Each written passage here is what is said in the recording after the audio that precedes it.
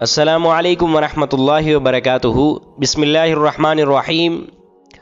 آج کی ہماری گفتگو اور حدیث مبارک کہ مسجد اقصی کی اہمیت کتنی ہے۔ احادیث کے اندر اللہ کے رسول صلی اللہ علیہ وسلم فرماتے ہیں کہ ایسی 3 مساجد کے دن کی طرف سفر کرنا باعث ثواب اور مشروع ہے۔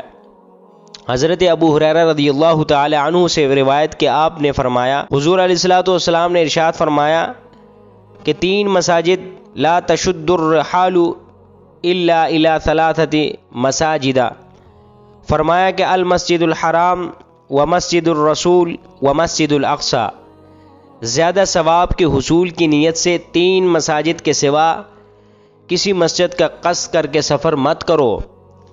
پہلی مسجد آپ نے ارشاد فرمایا کہ المسجد الحرام، کہ مسجد حرام، کہ وہ مسجد خانہ کعبہ شریف، اس کی طرف ثواب ڈبل ثواب ہے۔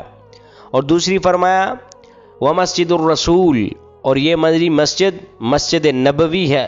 اور تیسری ومسجد الاقصی، جو کہ آج فلسطین کے اندر حضرت سلیمان علیہ السلام کی تعمیر کردہ یہ مسجد ومسجد الاقصی، فرمایا ان 3 مساجد کی طرف سفر کرنا باعث ثواب اور اجر ہے۔ اتنی اہمیت ہے مسجد اقصی کی۔ آج ہم سے یہود و نصارہ، یہود مسجد اقصی کو عنقریب شہید کریں گے۔ ہماری غیرت ایمانی کب اٹھے گی، کب جاگے گی؟